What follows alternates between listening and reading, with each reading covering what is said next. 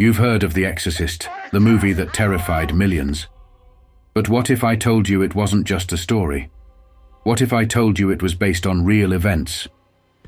Tonight, we explore the chilling true story of an exorcism so terrifying, it inspired the legendary film. Get ready for goosebumps, because this is not for the faint of heart. Before we dive in, please subscribe to our channel for more spooky stories, if you haven't already. Let's get started. Act 1. The possession begins. Our story begins in 1949 in Cottage City, Maryland. In this house lived a 14-year-old boy, known only by the pseudonym Roland Doe. Roland was an ordinary kid, quiet, curious, and close to his family. But one winter, something unexplainable happened that would change his life forever. It all started after the death of Roland's beloved aunt, who had introduced him to the world of Ouija boards.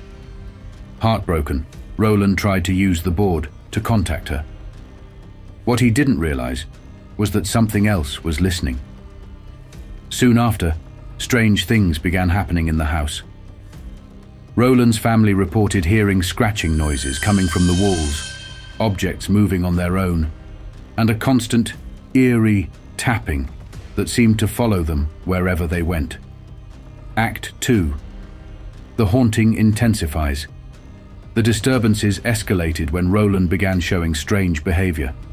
His bed would shake violently in the middle of the night, and he would wake up with deep scratches on his body, scratches that spelled out words like help and evil. His family, terrified and desperate, turned to their Lutheran pastor, who advised them to seek help from the Catholic Church. That's when things took a truly horrifying turn. Act 3. The exorcisms begin. A local priest, Father Hughes, agreed to perform an exorcism. But during the ritual, Roland became uncontrollably violent. He spoke in guttural tones and revealed knowledge of events he couldn't possibly know. Then, as the priest recited prayers, Roland broke free of his restraints and attacked him with superhuman strength. Father Hughes was injured and had to abandon the exorcism. This failure left the family even more terrified, as Roland's condition worsened. He began speaking in Latin, a language he had never learned, and his voice would sometimes mimic multiple people at once. Act 4. The final exorcism. Determined to save the boy, the family sought the help of Jesuit priests from St. Louis. They moved Roland to a hospital run by the church, where the final exorcism would take place. Over several weeks, the priests performed one of the most intense exorcisms ever recorded. The room was filled with a terrifying energy. Roland screamed, cursed, and spat at the priests. His body contorted in unnatural ways, and strange, guttural growls echoed through the room. At times, he would laugh maniacally, his eyes black with rage. The priests reported seeing objects fly across the room and feeling an overwhelming presence of evil. They continued their prayers, unwavering, despite the terror surrounding them. Act 5. The breaking point.